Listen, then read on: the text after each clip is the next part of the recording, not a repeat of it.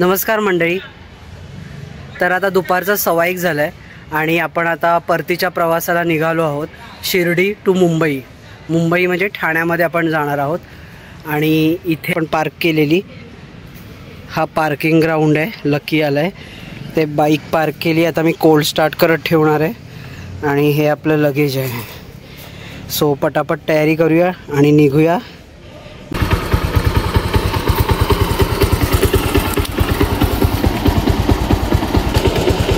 चला, बाईक आपली cold start झालेली आहे आणि आता आपण निघतो आहोत. 1:30 वाजला आहे. मॅपमध्ये आपल्याला पोचायला 5 तास दाखवत आहेत. सो स्टार्ट करूया आता आपली जर्नी. गणपती बाप्पा मोरया.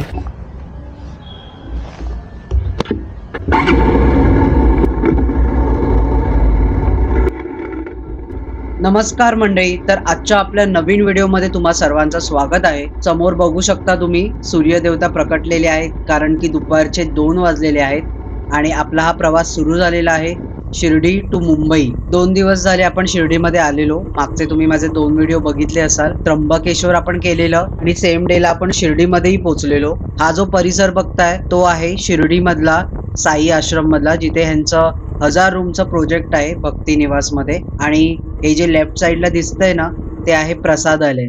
लास्ट व्हिडिओमध्ये मी तुम्हाला जसं सांगितलं की इथल्या इथे प्रसादालयाची सुद्धा सोय केलेली आहे.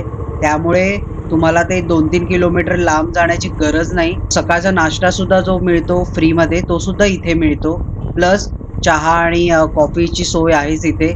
जी चहा 2 रुपयाला मिळते, कॉफी 3 रुपयाला आणि दूध सुद्धा 3 रुपयाला. क्वालिटी सुद्धा खूप छान असते. बिस्किटचे पॅकेट सुद्धा मिळतात त्यांच्या इथे 5-5 रुपयाला. तो सगळी सोय या परिसरामध्ये केलेली आहे आणि परिसर सुद्धा अतिशय सुंदर आहे. म्हणजे संध्याकाळी इथे फिरायला सुद्धा छान वाटतं.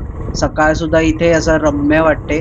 सो मला खूप आवडलं इथे राहायला. तर आता आपण हे साई आश्रम मधून बाहेर पडतोय आणि राईट साईडला टर्न घेऊन आपली जर्नी सुरू करतोय. आपल्याला इथे साई मंदिर सुद्धा लागणार आहे. इथे तुम्ही बघू शकता समोर बोर्ड लिहिलेला आहे की इकडनं फक्त 1 किलोमीटर अंतरावरती साईबाबांचं मंदिर आहे आणि साई आश्रम मधून हे मंदिर 1.5 किलोमीटर अंतरावरती आहे. पण तिथे जाण्यासाठी इथून फ्रीमध्ये बसेस सोडल्या जातात. अगदी 10-10 मिनिटाला बसेस अवेलेबल असतात. तुम्ही माझा मागचा व्हिडिओ शिर्डी दर्शन हे जर बघितलं असाल तर त्याच्यामध्ये सगळ्या डिटेल्स तुम्हाला मिळतील. तर तो व्हिडिओ तुम्ही नक्की बघा. आणि इथून शिर्डी रेल्वे स्टेशन हे फक्त 3 किलोमीटर अंतरावरती आहे. मागच्या वेळेला मी ट्रेननी आलेलो. अगदी 20 ते 30 रुपये शेअरिंग मध्ये घेतात रेल्वे स्टेशन वरून मंदिरापर्यंत यायला. तर रेल्वेचं ऑप्शनही खूप चांगलं आहे शिर्डीला येण्यासाठी. तर इथे डाव्या साईडला बघा एअरपोर्ट साठी रस्ता आहे आणि इकडनं एअरपोर्ट 14 किलोमीटर अंतरावर आहे. आपल्या उजव्या हाताला बघू शकता तुम्ही श्री साईबाबांचं समाधी मंदिर लागलेलं आहे. खूप छान वाटलं यावेळी दर्शन घेऊन. म्हणजे प्लॅन असा प्री प्लॅन काहीच नव्हता. अचानक ठरलं 1-2 दिवसामध्ये आणि निघालो. खूप छान राईड झाली. शॉर्ट अँड स्वीट मस्त झाली. मजा आली. आणि इथे बघू शकता तुम्ही हा आपल्याला पहिला बोर्ड लागलेला आहे आणि इकडनं नाशिक हे 90 किलोमीटर अंतरावर आहे आणि मुंबई 260 किलोमीटर अंतरावर. पेट्रोल भरायला आलो आहोत जिओ पेट्रोल पंपवर. का ते तुम्हाला दाखवतो. हे बघा इथे लेफ्ट साईडला हा बोर्ड आहे ना. पेट्रोलवर 3 रुपये लिटर प्रमाणेची सूट दिलेली आहे. म्हणजे 1 लिटरवर 3 रुपयाची सूट आहे. सो त्यासाठी आपण जिओ पेट्रोल पंपवर आलो आहोत. मला ही स्कीम माहिती नव्हती. लकीनी सांगितली तेव्हा समजली आणि लकीली आम्हाला हे पेट्रोल पंप पण लगेच मिळालं. शिर्डीतून बाहेर पडण्यासाठी मेन हायवेला जाण्यासाठी आम्ही मॅप लावलाय आणि लकी मला मॅपवरून सांगतोय आणि त्यांनी सांगितल्याप्रमाणे हा ब्रिज चढलोय आपण. पण मला थोडासा डाऊट आहे की हा समृद्धी महामार्ग असावा. थोडासा डाऊट आहे मला, कारण सगळ्या गाड्या तिथून जात आहेत आणि हा ब्रिज खूपच नवीन वाटतोय. अगदी कमी गाड्या दिसत आहेत इथे. 1 मिनिट हा बोर्ड बघूया आपण. हे बघा, हे बघा मुंबई आणि नागपूरचा बोर्ड लागलाय आणि एवढे बोर्ड्स आहे तिकडे. आपण बाईक साईडला घेऊया आणि रिचेक करूया, कारण पुढे जाऊन उगाच फाईन नको लागायला. इथे बाईक अलाउड नाहीये. बाईकच टाकलंय ना वरती. कारचं टाकलंय. पटकन युटर्न घेऊन लवकरात लवकर इकडनं कल्टी घाली आम्ही. जवळजवळ अर्धा किलोमीटरच आलेलो आम्ही या बीचवर. पण तरी पण नशीब लवकर कळलं, अगदी टोल नाक्याच्या आधी. आणि हे आता आपण नॉर्मल वेला पोचलेलो आहोत.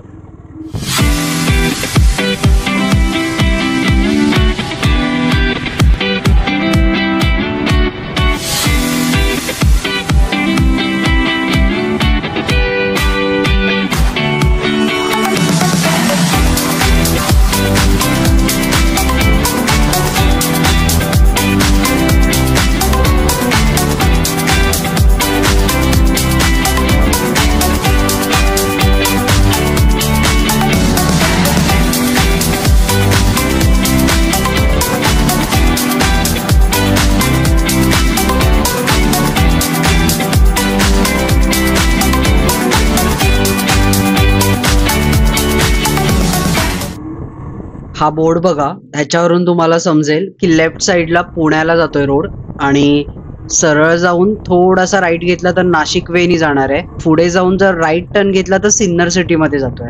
आता आपण ज्या रोडने आलो ना तो सिन्नरचा रोड होता.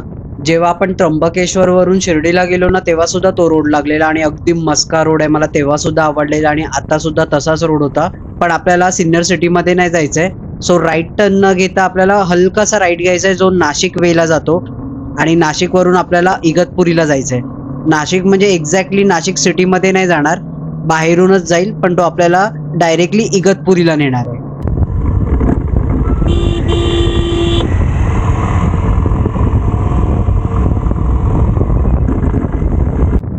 भाई काय रोड आहे माहितीये, एक नंबर रोड आहे ते. म्हणजे कुठेही गाडी स्लो करावी लागत नाही. हा फक्त जिकडे जिकडे स्पीड ब्रेकर येतात ना गाव आल्यावरती तिकडे फक्त स्पीड कमी करावा लागतो. बाकी सगळा रोड एकदम मस्का आहे, एकदम गाडी काय स्मूथ चालते. खूप मजा येते राईड करायला. ऍक्च्युली आपण जाताना कसं केलेलं की ठाण्यावरून आपण पहिलं त्र्यंबकेश्वरला गेलो आणि त्र्यंबकेश्वर वरून नाशिक सिटी मधून आपण शिर्डीला गेलो आणि आत्ताचा जो रोड आहे ना तो आपण डायरेक्टली शिर्डीवरून ठाण्याला जातोय. म्हणजे हा वेगळा रोड आहे थोडा आणि तो थोडासा वेगळा रोड होता, त्यामुळे मी या व्हिडिओचा ब्लॉग करतोय रिटर्न जर्नीचा.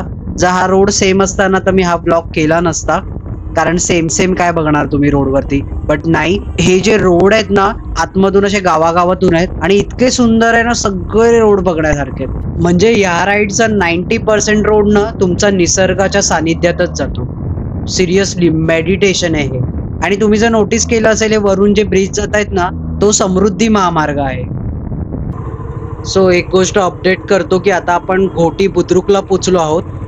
115 किलोमीटर झाले आहेत आणि 2.5 तासात आपण इथे पोचलोय. पुढे अजून 2.5 तासाचा रोड आहे आपल्याला ठाण्यामध्ये घरी पोचायला. हा घोटीचा टोल प्लाझा आहे. इथून इगतपुरी 8-9 किलोमीटर अंतरावरती आहे, ज्यासाठी आपल्याला फक्त 15 मिनिटं लागतील. आणि कसारा घाट हा 25 किलोमीटर अंतरावरती आहे, ज्यासाठी आपल्याला अर्धा तास लागेल तिथे पोचायला. आपण कसारा घाटावर पोहोचलो आहोत आणि हा घाट मी पूर्ण शूट करणार आहे, पण तुम्हाला दाखवताना मी हा 2x स्पीडने दाखवणार आहे विथ म्युझिक. 1, 2, 3 स्टार्ट.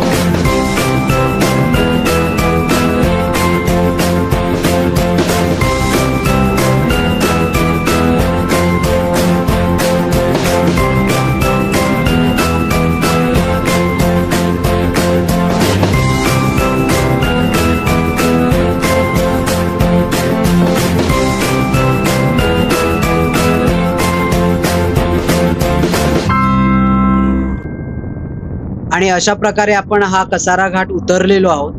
अशा घाटांच्या रोडवरती म्युझिक ऍड केलं ना की ते घाट बघायला अजून भारी वाटतं। घ्या 90% निसर्गाच्या सानिध्यात राईड केल्यावरती 10% सिटी मधल्या रोडवरती राईड करायची मजा घ्या।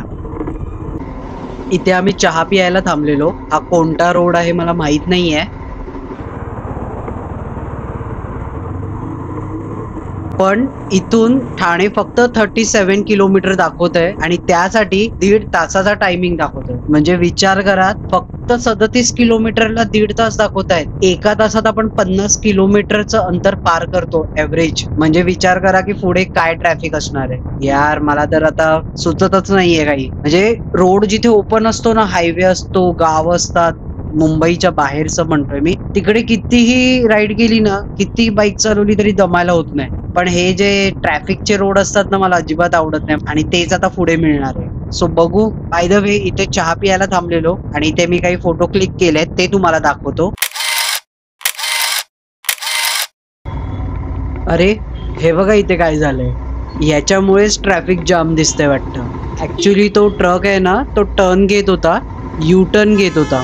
सो यू टर्न घेता घेता त्याचा तोल इकडे गेला वाटतं, पूर्ण एक्सिलेटरवर पाय गेला असणार, सरळ तो आतमध्ये खाली घुसला, कंट्रोल गेला त्याचा गाडीवरचा।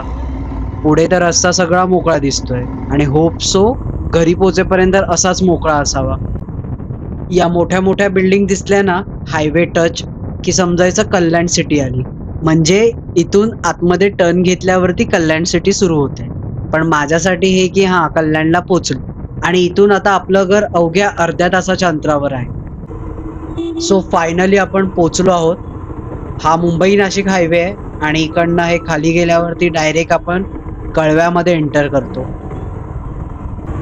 ऍक्च्युली आपण जेवायला वगैरे कुठे थांबलो नाही, कारण की मागच्या व्हिडिओमध्ये जसं तुम्ही बघितलेलात की सकाळीच आपण प्रसादालयमध्ये जेवलेलो। सकाळी म्हणजे 12 वगैरे वाजलेले। सो 12 वाजता जेवण करून आपण 1:30 वाजता निघालेलो, त्यामुळे भूक अशी नव्हती। मध्येच चहा पियालो आणि एक मेन कारण म्हणजे लकीला संध्याकाळी 6ची दिवा एक्सप्रेस ट्रेन पकडायची होती, पण अनफॉर्च्युनेटली आमचं कॅल्क्युलेशन चुकलं, थोडं लवकर निघायला पाहिजे होतं आम्हाला। बट एनिवेज राईड आपली सेफ झाली, थँक्यू बाप्पा।